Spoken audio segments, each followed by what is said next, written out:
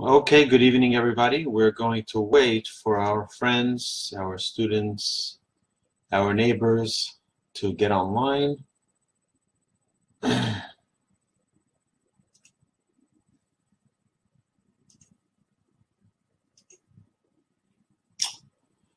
So as many of you may know, Houston has been faced with a very challenging weather forecast. More than forecast, it's been really dangerous roads here. It's freezing with ice and there's sleet. And therefore the streets are mostly empty. And we felt that it would be a little bit too dangerous for, if you're here, if you can just thumbs up or write that you're here so we can see you. And so we're just going to wait for a few people to populate the live broadcast so we can get going with our regular weekly class. As we've said numerous times, Torah never stops. Even if we have an ice storm in Houston, the rarity of that still doesn't stop our ongoing learning. Hello, Karen. Hello, Adam and April. Hello, Susan. I said Karen, but I shouldn't say Karen. I should say Yael. Thank you so much, Yael, for joining us. Good evening, Camden. Good evening, Yigal. Good evening, Stephen. So we're just waiting for a few people. You can't hear me? Anything wrong with the sound? Can you hear me now? Can anyone hear me now? Hello? All right. I see some action here. If you are able to hear me, Susan, problem solved. Okay, excellent. Good evening, Esther. Welcome aboard. And we're just going to wait for a few more people, and we're going to get started. As soon as we have a minyan of 10 people, we'll get started. Okay, you hear me? That's good. Excellent. Let's get this going so we can get started. Okay. So I promised last week that I would have notes for everybody of the outline of the 5 books in 5 weeks. And I apologize that I don't have it for you tonight because tonight we're not having our regular programming from the Torch Center. We're having it virtual and online only. So you're gonna have to come next week to get all the notes. Next week will be the 5th of the 5 books in 5 weeks, and hopefully we'll be able to get it all finished. If not, we'll add a week and we'll have 5 books in 6 weeks. Okay, so last week we left off at the end of the book of Genesis, and we're gonna do the last 4 portions, which is Vayeshev, Miketz, Vayigash, and Vayechi. And in these last 4 portions are dealing with Joseph and his brothers. So we have as follows: Joseph's dreams. He has dreams of the stars. He has dreams of the piles. And all of them were sort of giving over the notion that he's going to be a leader and that his siblings will be bowing down to him. We'll see later on that it was a prophecy, and it was true. It turned out to be true. So you know also that he was a favored son of Jacob. Joseph was a favored son, and he was the firstborn of Rachel. And we know that he had the firstborn rights because he was the firstborn. So he was given sort of like a double portion already from his father. As we know, his mother was Rachel with the chosen wife. I guess we would say this is the wife that Joseph really chose, that Jacob really chose, even though he married Leah and had 2 other concubines. But either way, Joseph gets the beautiful coat, and the brothers' hatred towards Joseph intensifies. Joseph is put into the pit, and Joseph is later sold, and then we have the story of Judah and Tamar, his former daughter-in-law, and then Joseph is sold to Egypt.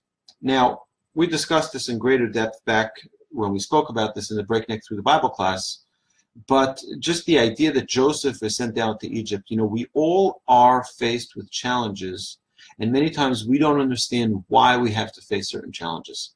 And what the Torah is teaching us here is that even though you might not see it, even though Joseph may not have seen it at the time, but there is a reason. And the reason was a good reason, because that was the future salvation of the Jewish people. So, it may have seemed to Joseph as being a very bitter experience, being sent down to Egypt, being exiled from his family. But this was the beginning of the Jewish people being able to get out of Egypt, over 200 years later. So Potiphar's wife tries to seduce Joseph. Joseph was a very handsome young man.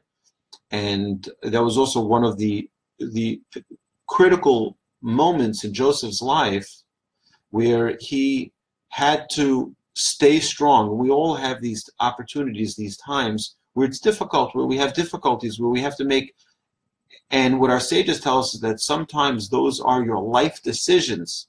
Those are the experiences that are going to shape your future. And our sages tell us that had Joseph fallen to that temptation, perhaps he would not even be mentioned in the Torah. But he stayed strong, which is why he was the only of the tribes who was called Yosef HaTzadik, Yosef the righteous, because he was able to stay strong. He was imprisoned. He interprets the dreams for the cupbearer and the baker. And one of the interesting things is that we see that the baker is told by Joseph in the interpretation that he was going to die. And the obvious question is, how did Joseph know that? How did Joseph know that he was going to die? So our sages tell us that, what did he say? What was his dream? If you look at his dream was of the baker was that a bird came and ate from his basket of bread. Our sages explain, typically a bird doesn't come and eat from the basket of a living human being. But when a bird is not afraid and is able to eat from a basket with what seems to be a person there, that must be that the person's not living. So that's how Joseph knew that the baker was not going to live. Now, the next portion is Miketz, the 10th portion in Genesis, is dealing with Pharaoh's dream, and Joseph interprets the dreams that 7 years of prosperity will be followed by 7 years of famine. And this is what I've actually heard this from another rabbi, even though I've been saying it for years, but I recently heard that, yes, this is the first sign in the Torah to have a savings account. It's important for every person to know that, we're not always going to have fruitful years in the sense of our livelihoods. And it's worthwhile for us to think for the future that perhaps there may be difficult times. Perhaps, we may arrive at times that are not going to be so pleasant, and therefore we need to prepare for it. So this is where Pharaoh is getting a lesson on economics from Joseph. And Joseph is telling him, as the viceroy, just FYI, there are going to be 7 great years, but then there are going to be 7 years filled with poverty. And during those 7 years of poverty, you're not going to have a famine.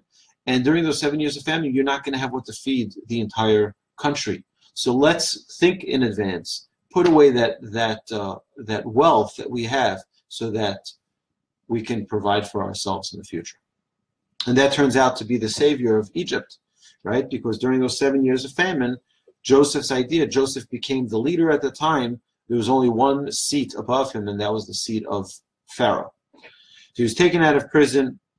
Joseph becomes the viceroy after revealing this dream to Pharaoh and interpreting it for him. There's a famine in the land, and Jacob sends his other sons, his 10 other sons, to Egypt to provide food for the family back in Canaan, which is today known as the land of Israel.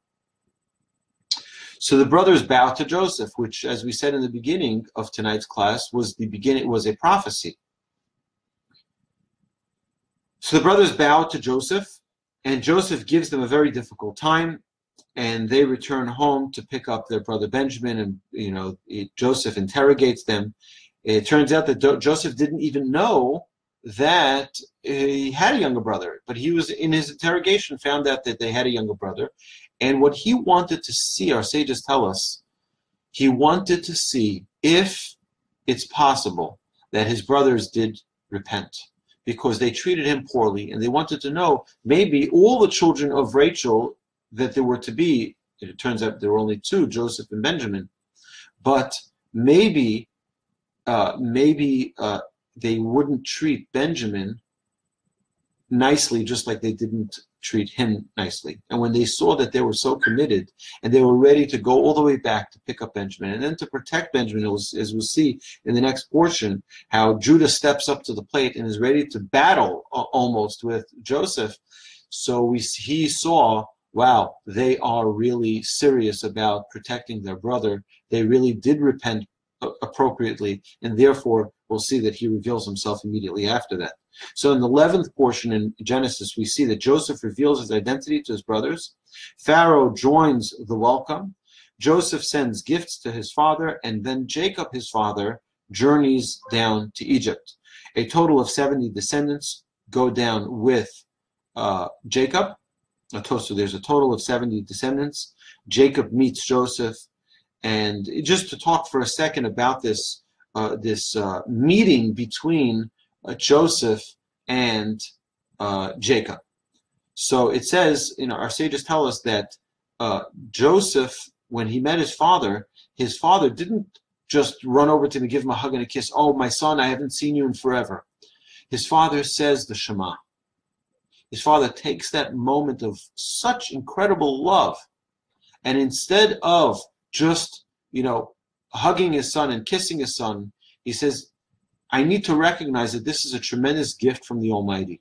And as we said many times in our classes, Judaism is not a religion. Judaism is a relationship.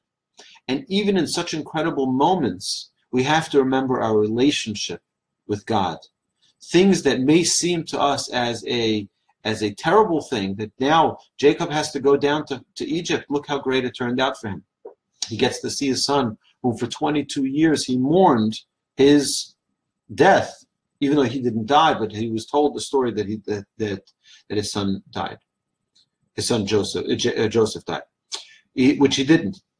So Jacob meets Joseph, and it's really an incredible moment of love between Jacob and Joseph, but also between Jacob and the Almighty. And this was an unbelievable time. But he also Jacob meets Pharaoh, and Jacob, as the Torah tells us, was getting old, and his eyes were weak, and that, in biblical terms, equals he was blind.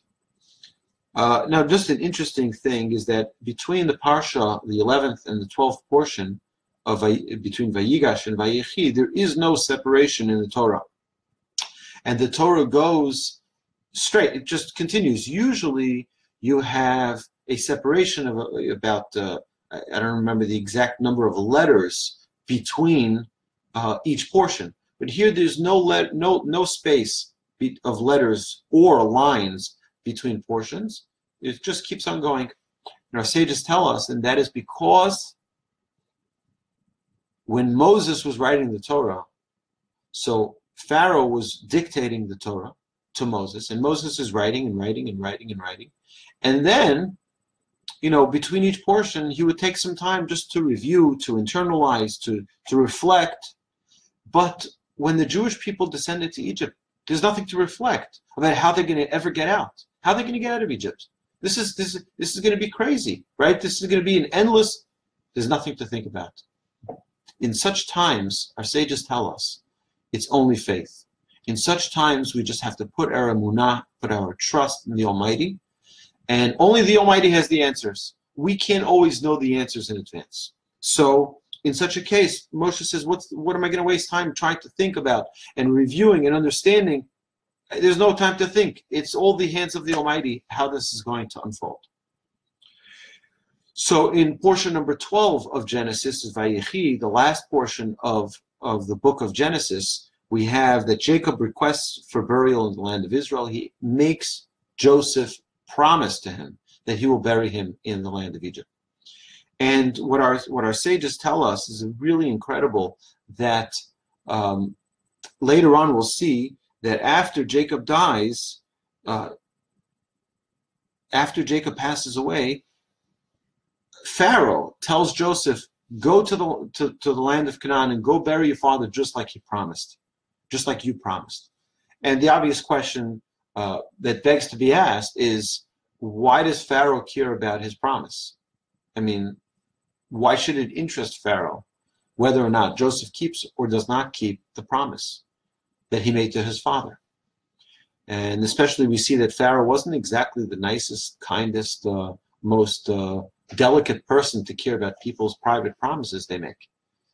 So our sages tell us an incredible idea. I heard this from my brother, Rabbi Wolbe, who will be teaching tonight at 8 o'clock his 5-book and 5 millennia class that was scheduled for tonight as well at the Torah Center. And he instead will teach it on Facebook as well.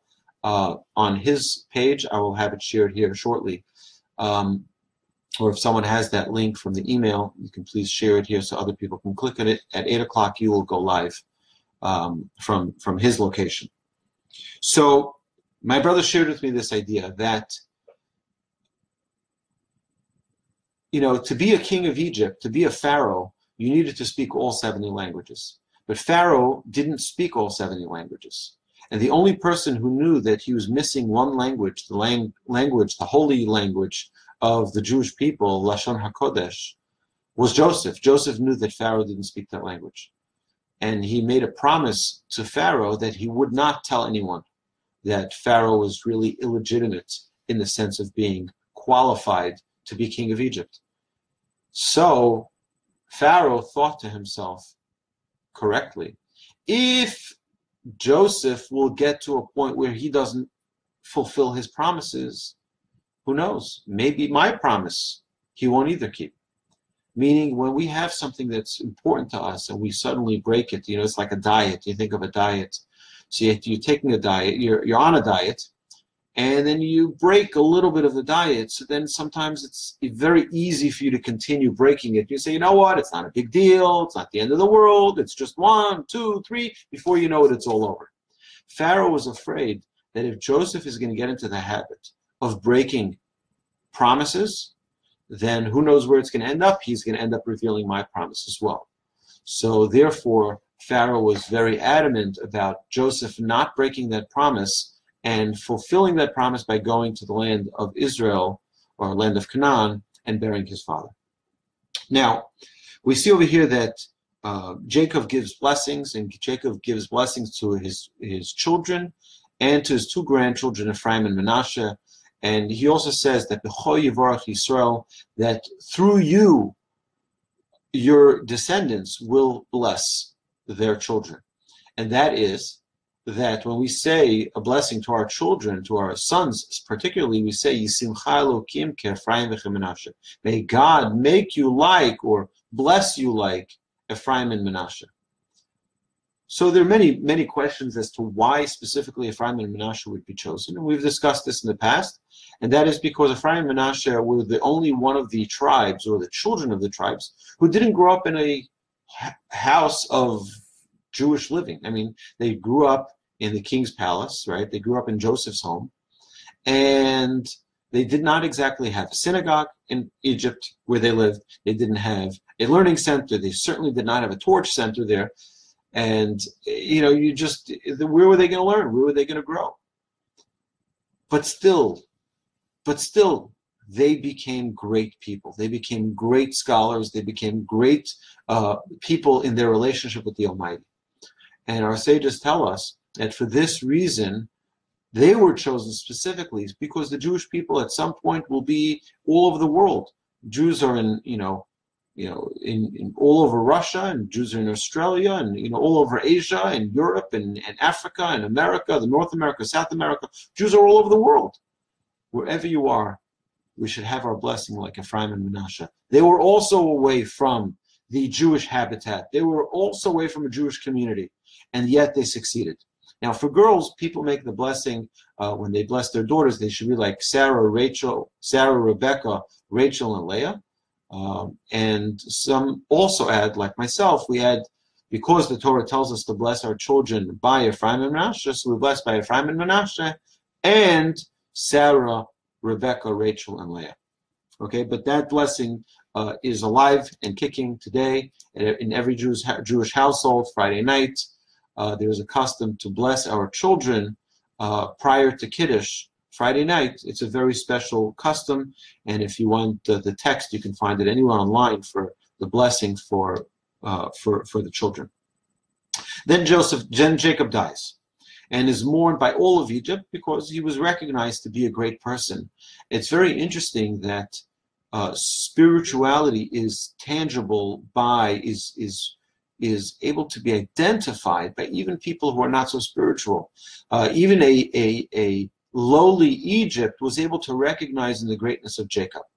So they all mourned Jacob's passing. And as we discussed a few minutes ago, Joseph went to Egypt and he receives permission by Pharaoh to go bury his father. The tribes buried Jacob in the land of Canaan. Joseph reassures his brothers that they have nothing to fear, that even though their father is away, they shouldn't think that only because Jacob was alive, Joseph will take care of them and will be nice to them. Joseph reassures them, and this is what a true leader understands his followers, and he understands his people. Joseph understood that his brothers may be fearful for their lives, that now he will take revenge. And Joseph understood this, and therefore reassured his siblings, don't worry, even though our father passed, and even though I could potentially take revenge, I'm not going to. And then shortly after that, we know the Torah relates that Joseph died, and he made the Jewish people promise that he will not remain buried in Egypt, but rather his bones will be taken to the land of Israel. And as many of you know, the city of Nablus, Shechem, is the city that was given to Joseph, and that's where Joseph is buried today. When you visit Israel next, make sure that you go visit the tomb of the gravesite of Joseph Hatzadik. But make sure you have security with you. So we just concluded the book of Genesis. We're going to continue with the book of Exodus in 1 minute. But just as a quick summary, we had 12 portions, 50 chapters, and 1,534 verses. Okay? Now we begin Shemot, Exodus. Now, the book of Exodus deals with the nation of Israel. Right? This is the forming of the nation of Israel. Till now, we were talking about the family of Israel, but now it's the nation of Israel and the most important revelation ever in the world, and that's the revelation of God at Mount Sinai. So, there are 11 portions in this book of Exodus, and we begin with the portion of Shemot, and the first 4 portions are dealing with the Jews in Egypt. So it's Shemot, Ve'era, Bo, and Beshalach. The first one dealing with enslavement. The second dealing with with the first 7 plagues. And then Bo dealing, which is this week's parsha that we coincide with the reading of Parshas Bo in this week. This week in all synagogues across the world, they'll be reading this coming portion of Bo. And that's the 3 plagues, the 3 remaining plagues of the 10 plagues. We also have the Exodus, the Jews getting out of Egypt. And then in Beshalach, the sea splits, and that's the Egypt out of the Jews. Okay, so let's begin. So the generation passes. You know, there's many times that we have where we think that we have it all worked out. We have it worked out for ourselves. We have it worked out for our families. We have it worked out for our descendants, for our grandchildren, great-grandchildren. And then there's a change of regime, or then there's a new boss, there's a new emperor, there's a new manager in your bank, and suddenly he's like, who are you? No privileges here, you get nothing, right? You start like anybody else. And you're like, what do you mean? I had years of relationship here. So what the Torah tells us here at the beginning of the book of Shemot is that the new Pharaoh, it's not necessarily that this was a new person, but there was a new approach. There was a new era after the passing of Joseph. That's it. The Jewish people didn't get any favors because of Joseph, but rather they had all new set of rules. So Pharaoh is worried that the Jewish people are going to, remember we said that they came down as 70 people. Jacob, his family, a total of 70 people. They came down to Egypt. And today, at the point of Shemos, they were having many, many children, and they were becoming a very big people, a big minority, soon to be a majority, which was what Pharaoh was afraid of. So he says, we got to figure out something. And he plots to limit the Jewish people and their strength in his land. So we know infanticide was instituted, and any baby boy that's born should be thrown into the Nile. And of course, Moses is born, but Moses is saved. He's saved. Princess of Pharaoh finds and raises Moses inside the compound of Pharaoh. Moses feels the suffering of his people, and this is one of the leadership qualities that we've discussed in the past, that to be a leader, it's not just to be a great orator, it's not just to be a dynamic personality, but you have to really feel the pain of your people. This was the quality, even though Moses was not a great orator. Moses may have had other flaws, but his quality was that he was able to feel the pain of his people. He flees to Midian after burying the Egyptian who was fighting with the Jew. Moses marries Zipporah. The time for salvation has come, and Moses the shepherd and the liberator is called to action. God appears in a burning bush, and God mandates him to return to Egypt to bring them to the land of Israel. And interestingly, Moses himself doesn't get to go to the land of Israel, but his job is to bring them to the doorstep of the land of Israel. Moses hesitates because he doesn't feel like he's worthy. God reassures him, you're the right guy. Moses prepares a request for Pharaoh. Moses doubts his people's faith, and he's not sure whether or not they're going to withstand this trial and this challenge. Moses doubts his ability to articulate, and God, of course, gives a response saying, go with your brother. Go with your brother, he'll help you out. Moses heads to Egypt. Zipporah, his wife, circumcises their son, and they come to Pharaoh. Pharaoh increases the burden upon the Jewish people. He thinks, in an interesting way, Pharaoh understands the way the Jewish people work. When we have free time, right, we can rebel. When we're working, we don't have time to think, and we just work. Our sages talk about this. Our Muslim masters talk about how much we need to be in control of our own time, how we need to make sure that we have time to focus. If we're too busy being busy, like the world is today, it's a very big challenge for us as Jews, because we don't have time to focus on our relationship with the Almighty. We don't have time to focus on God.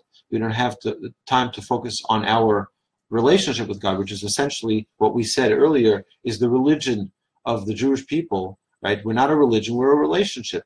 And that is what's important for us in always having the time to be able to think of our relationship with God, to plot out how we're going to grow and connect.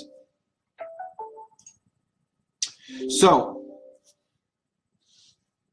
Moses heads to Egypt. Pharaoh, okay, we said that. Pharaoh increases the burden. The Jewish people complain, and God tells Moses to watch the show. Sit back and relax. The second portion of Va'era deals with the 7 plagues. God reassures Moshe again, right? And the 4 expressions of redemption: I will take you out of slavery. I'll take you out. I will rescue you. I will redeem you, and I will choose you. Right? And take you out of slavery before redemption. I will rescue you from Egypt. I will redeem you by splitting the city, and I will choose you as my nation. And those are the 4 expressions that are also the 4 cups of wine that we drink at the Pesach Seder. Moshe hesitates again, and the redemption begins. The onslaught of the 10 plagues against the Egyptians begins. And the 10 plagues start. We have the first 7 plagues. And as I promised, I will have it for everyone next week when we're back at the center. And for those of you who just joined us, you may not understand why we have this class only online and we don't have this class at the Torch Center as we usually do every week, because in Houston we are suffering from a terribly cold weather, one which is very unseasonable in Houston, or at least uncommon in Houston. And the roads are very slippery, it's very dangerous, and therefore we decided to stay safe and to keep everyone comfortable at home, and we'll provide this class instead online. So I hope you're all enjoying, and we're going to continue here with the 10 plagues. Now, I mentioned to you a couple of weeks ago that we see that the creation of the world was 10 utterances. God gave 10 utterances, and those utterances created the world. Our sages tell us that the 10 utterances all correspond to one of the 10 plagues as well. And each one of the plagues represents one of the creations that the Egyptians were denying. So it was sort of a midah keneged midah, an act for an act, or an eye for an eye. Here they were refuting God. The Egyptians did not want to recognize God in these areas, and God paid them back with punishment. Specifically, as we see, the first 3 were from the water, the second 3 were from the land, and the last and the other 3 were from the sky. And then, of course, the death of the firstborn. And we'll see that in a few minutes. We'll go through each of the 10 plagues.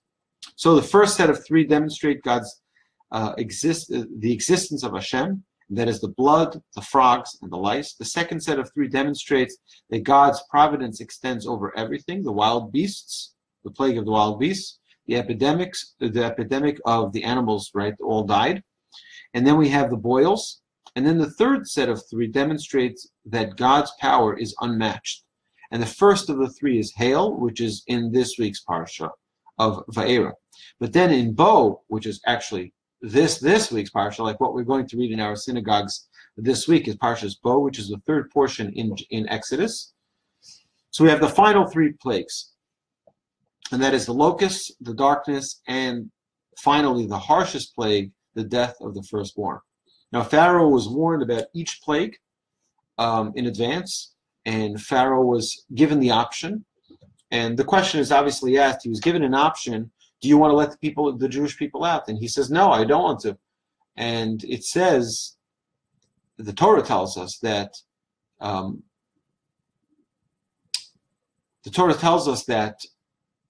Hashem told Moshe, don't worry, I'm going to harden the heart of Pharaoh. So we know one of the principles we discussed in the introduction to Torah, I think it was in part 1 and part 2 of this series of the Torah Crash Course, was that we have free will. Free will is one of the great gifts that God gave us in our creation of this world. So how can God play with Pharaoh's free will? So there are a number of answers to this, but I think one of the important answers to recognize and keep in mind is that if you saw the greatest miracles on earth being shown to you, would you have any doubts? Of course not. So the only way to balance out and to get Pharaoh's ability to have free will, to be on an even level, was for God to harden his heart.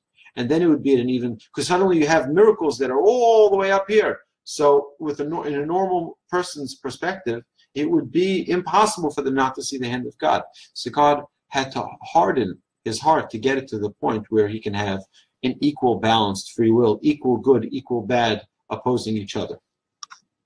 So we have Pharaoh is warned about the plague of the firstborn. At about midnight, not midnight, but about midnight, God says, I'm going to kill all the firstborn. It's an interesting term. We know that there's no extra letter in the Torah. There's no extra word in the Torah. How is it possible that God doesn't write at midnight, exactly midnight? Because as we all know, if I tell you all of you right now, okay, please tell me what time it is on your watch right now, right? So for me, it's 2 minutes fast. So it's 7:37, but 7:38. And for some of you, it might be 7:36 and 7:35 and 7:37, 7:34, 7:32. You have a slow watch, you got to change your battery. It's 7:30 or 7:25. Either way, everyone's going to have a different time.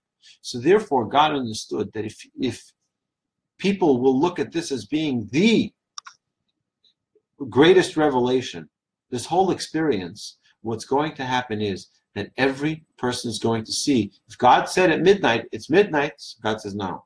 It's at about midnight.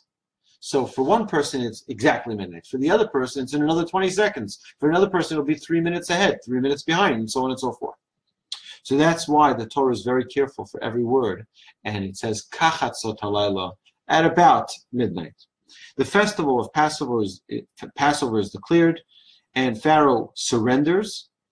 Finally, the Exodus, after 210 years of slavery, goes into effect. The Jewish people are out of Egypt, and the mitzvah of daily remembrance of the Exodus. And we're going to see something very interesting in two more portions. We're going to talk about the Ten Commandments, and we'll see something very interesting.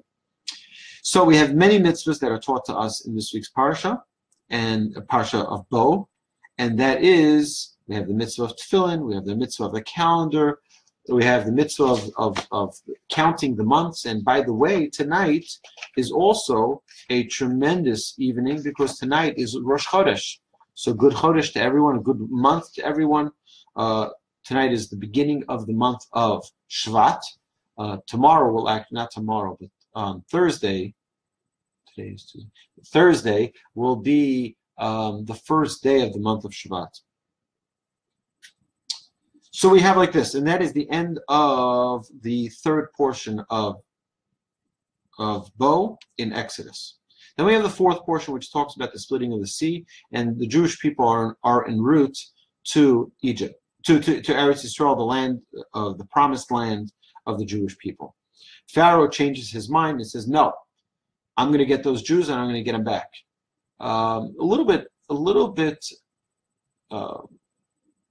It's a little bit funny that he thinks he's going to get the Jewish people back into the land, but that's, people think irrational and they do things. It's like one of the things that we'll get to, one of the topics we'll get to on Musar Mondays is anger. When people are angry, they do stupid things. When Pharaoh got angry here, he did a stupid thing. He thinks he's going to run after the Jewish people and get them.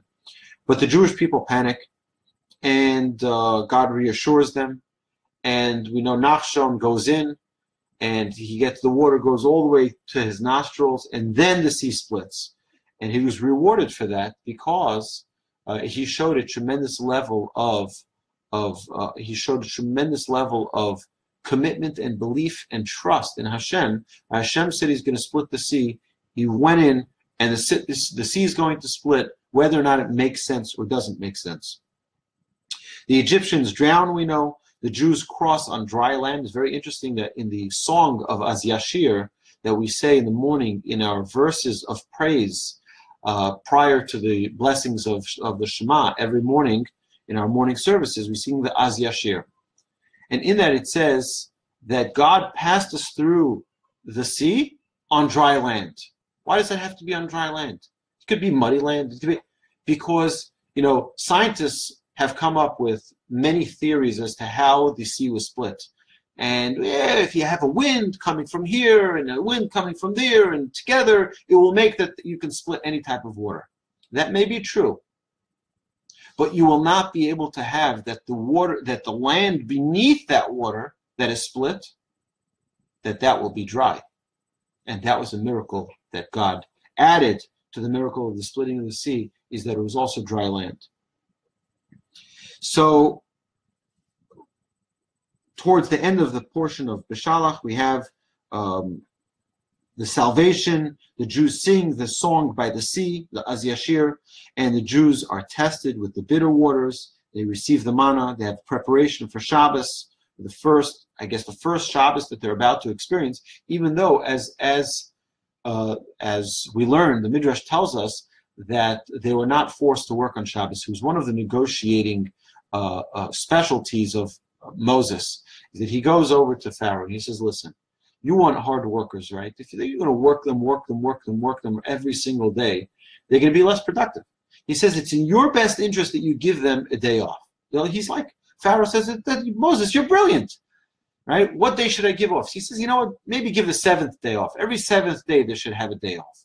And that was, of course, Moses negotiating that the Jewish people should have one day a week where they can have their relationship with Hashem, and that was the day of Shabbos. But here they're able to observe the Shabbos not in Egypt, but here in out in the open, in the wilderness, in the desert, and receiving that manna. And we know that the Jewish people received 2 portions of manna for Shabbat, and that's why we have 2 challahs that we make the blessing of Hamotzi on Shabbat, both Shabbos evening and Shabbos day. And then the water came from the rock. Why did it come from the rock? We mentioned this as well, because it was a punishment that, God has many creative ways that the Jewish people can get water, but specifically from a rock is very interesting. So it's because our sages tell us that Abraham could have served those 3 angels who came to his tent when he was healing from the circumcision. Abraham could have given them the water himself, but he didn't. He asked his servant, go get the water for the visitors. God says, if you're sending your servants at the level that you're at, you should have done this yourself. Guess what? When your children are going to be in the desert, I'm not going to give them water directly. I'm going to have a messenger give them the water. And that's the rock that the Jewish people received that water from in the desert, was sort of a punishment to Abraham for him not doing it himself. And then we have the Battle of Amalek. So our sages tell us a very interesting idea, and that is, imagine that you're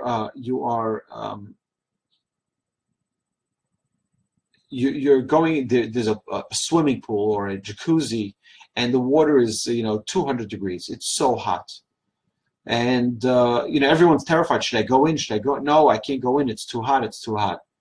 And then you have one clown who just says, you know what? I'm going to go in, and he jumps in and burns his whole body. But you know what he just did aside for burning himself? By jumping in, he now cooled it off for everybody else. So now everybody else is not afraid to try it. And what was happening here is that everybody feared the Jewish people. At this moment in history, everybody feared the Jewish people. And here these Amalek nation, this nation decided, you know what, we're not afraid of the Jewish people, even though we are, but we're going to start a war, even though we know we're going to lose, but we're going to cool it off for everybody else. Now nobody's afraid. And today we see that there is no nation.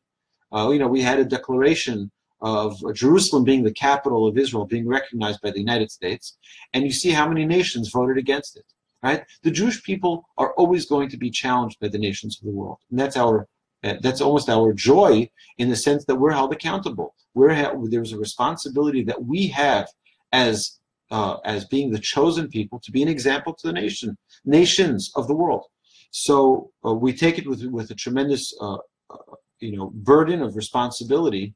But that's our task. That's why we're here, and that's why we're the chosen people. But the Battle of Amalek is one that's particularly important because they were the first to start up with us. It's like we were that hot water. No one wants to touch it. You're going to burn yourself.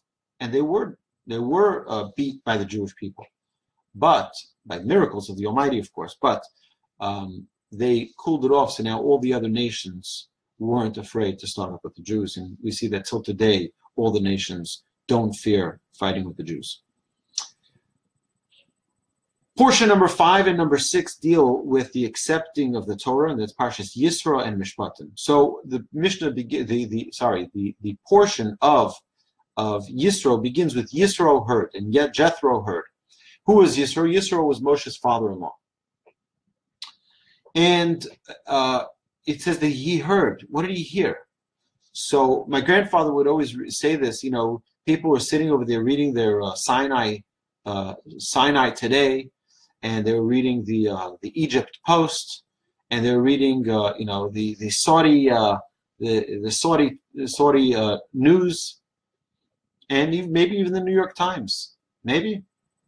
And they see they open up their paper and they're reading it, and it's like, wow, look at the Jewish people. The Jewish people gave the 10 plagues to the Egyptians, and God split the sea to them on dry land, and the Egyptians were all drowned, and they had the battle first as they received the manna in the desert where they weren't going to have any food, and they got water coming out of a rock, and the Amalekites came to fight this defenseless nation, and everyone just continues reading the paper like we do every day. Just continue reading. But one person heard that message, and one person said, this is not an ordinary thing. I want to be part of this magic. I want to be part of these people. And that was Yisro. Yisro heard, and that's why, not by coincidence, the 10 Commandments, the revelation at Mount Sinai, is specifically in the portion that is named for someone who was at that point not even Jewish. Because we learned something great from such a person. The power of listening to our messages. Listen, there's a message being transmitted. Wake up to that message and act upon it. Jethro reacted and joined the people. Of course, there's great rejoicing. He also gives advice to Moshe. It's interesting, isn't it? This guy comes over to the leader of the people who just got, he says, management skills, right? And he gives his advice, and he does some leadership training. And we know that 50 days later, after the Jewish people left Egypt, they're standing at the foot of Mount Sinai, and they're preparing for receiving the Torah. And finally, the day of revelation, and it's a national revelation. Now, interestingly, most other religions, not most, all other religions have revelations as well. But the difference between the Jewish transcription of the revelation versus others is that ours is a public revelation, an irrefutable public revelation, right? So it's critically important for us to have that public revelation, because, you see, if I just told all of you tonight watching here, I am Hashem your God, and believe and follow everything that I write to you in this book, because I took you out of Baytown and brought you to Galveston. And you'll be scratching your heads and say, what are you talking about, right? I'm like, because you were all there, and you all saw it, you all experienced it. And you're saying to yourself, no, we didn't, right? With all due respect, you never did such a thing. You never took us out of Baytown. You never brought us to Galveston. So what are you talking about? And therefore, we have to follow all of your commandments? But the Jewish people, we have a public revelation. It's not to an individual. It's to everyone. And it's talking about the testimony of it's giving the testimony of experiences that we've all experienced. So if you look at Islam, it was one individual who had a dream, right? Muhammad had a dream, and God came to him and said, the Jewish people aren't the chosen ones anymore, and it's me. Well, that doesn't either make any sense. First is it's to an individual, right? So that doesn't make much sense, because if there are two brothers fighting over an inheritance, and one brother comes to the other and says, the money comes to me. He says, why does it go to you? Because Dad came to me in a dream last night, and he told me it comes to me. So what would the other brother say? He said, it's the stupidest thing ever. If Dad wanted you to get the money, he'd come to me in the dream, and he'd tell me to give it to you. But he didn't come to me, he came to you, so I don't believe it. So it's interesting that Christianity has the same idea. It was an individual who had some revelation, right? There's no public revelation. It's allegedly they had a revelation. In Judaism, we don't work with, anything that isn't concrete. And the revelation of God at Mount Sinai is a public revelation, one that everyone had to experience in order for it to be valid and for everyone to feel a connection to it, even to this very day, 3,300 years after the experience at Mount Sinai, the revelation of Mount Sinai. So it's very interesting that the first of the Ten Commandments are being revealed by God and to the Jewish people. And the first of the Ten Commandments, Anochi Hashem Elokecha, it's the commandment to know Hashem, your God. And what is the example given? And it's really surprising. right? Anochi Hashem Elokecha, I am Hashem your God that took you out of Egypt. Now I ask you, and you can comment here on Facebook, right? Is that the greatest thing that God ever did? Take the Jewish people out of Egypt? I would beg to say that, taking the Jewish people, not to forget the Jewish people, creation of heaven and earth, the sun and the moon, the stars, the galaxies, the creation of Adam and Eve, all the animals. I mean, there are so many great things. Shabbos, the creation of Shabbos. I mean, there's so many amazing things that could be. God says, no. Know that I am Hashem your God. You know why? Because I took you out of Egypt. I mean, why pick that? So our sages explain that because creation of heaven and earth, although that was far greater than the exodus from Egypt, but the people didn't experience it.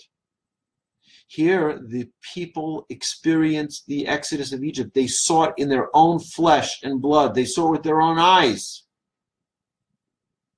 The exodus was a clear understanding to the people who were experiencing this revelation. Yeah, this is something that happened to us. And just as that is true, and we've all experienced that, we all, 600,000 men above the age, between the ages of 20 and 60, were at the foot of Mount Sinai. So if you do the math, it's 600,000 men between the age of 20 and 60. So you double that for the women, right? So you have already 1.2 million people standing at the foot of Mount Sinai. You add the children who are under the age of 20, so boys and girls would, let's say, would be equal to the same amount. So you have another 600,000, which is 1.8 million. Then you have the adults who are, or the seniors who are older than the age of 60 till about 80 or 100 years old. So you're dealing with already 2.4 million people. And then you have all of the Egyptians. You're talking about over 3 million people standing at the foot of Mount Sinai, all experiencing the revelation of God. It's an incredible God's revelation to the people. And God telling us things that we've experienced. Because if we didn't experience them, if there were things that weren't correct, then you know what would happen? The Jewish people would just toss out the Torah. But they didn't toss it out because it's factual. It's accurate. There's not an extra letter. And like I told you, if I gave you a book that declared me as God, and I tell you Baba Mises, right, you'd also throw it out, right? The Jewish people knew that this was actual, this is an actual experience. They knew it, they saw it. Now the first two commandments are spoken directly by the Almighty, and the Midrash tells us that the Jewish people died and needed to be resuscitated after at the utterance of each of the 10 commandments, each of the first two, that is. After the first two, from the third and on, they're given already in third person. And that's given through Moses, because the Jewish people said, we can't, every time God is telling us a commandment, there's such an intense infusion of spirituality, boom, we'd pop like a balloon, right? Because it's too much spirituality. Our physical bodies couldn't contain such an intensity of spiritual growth. So the first is, I am Hashem your God. The second is, no other God before me. And we have the foundation of our covenant with God. The revelation is too powerful. The Jewish people, the Jews couldn't hear directly from God anymore. The third commandment is already in third person. We say, don't say God's name in vain. Moses, the 10 commandments we have on this sheet that you'll get next week, hopefully.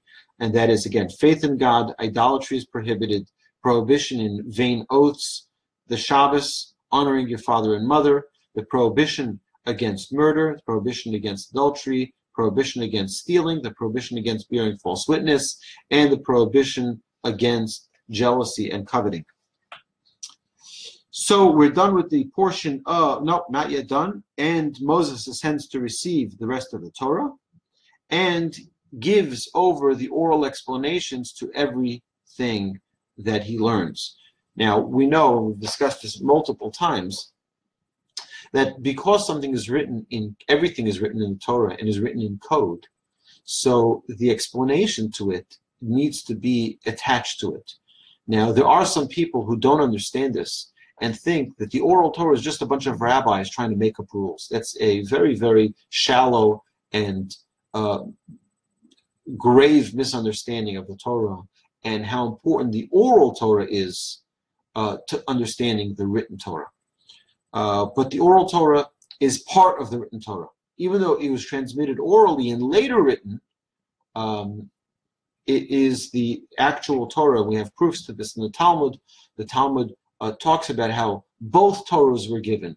The Torah that is written and given, and the Torah that's oral and transmitted through generations, and only later written by Rabbeinu HaKadosh in the Mishnah, and later explained by the Tanaic sages in the Talmud, and then further explained through, the likes of Maimonides and Nachmanides and Rashi and the Shulchan Aruch and so on and so forth.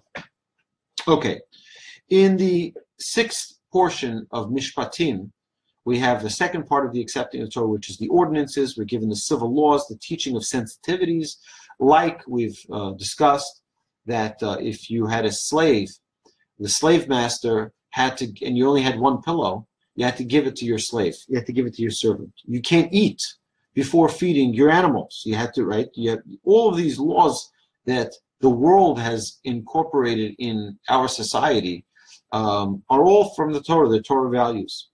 And you should be very proud that this is your Torah.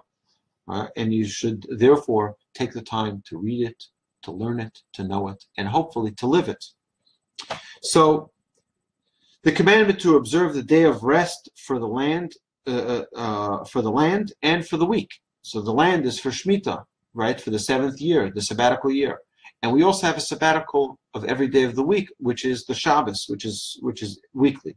We have the 3 pilgrimage festivals, which are Pesach, Shavuot, and Sukkot. And then we have the promise of the land of Israel, the land of Canaan, will be given to the Jewish people. And as we know, the Jewish people over the past almost 70 years have been greatly enjoying the incredible and holy land of Israel. Now, it is 7:58 on my clock. And in 2 minutes, Rabbi Yaakov Wolbe will be teaching his class, the class that was originally scheduled. I'm going to share with you the link for that class right over here in our broadcast. So if you look in the comments section here, you'll see I just added the, it's not showing, so I don't know what we can do. It should show in a minute.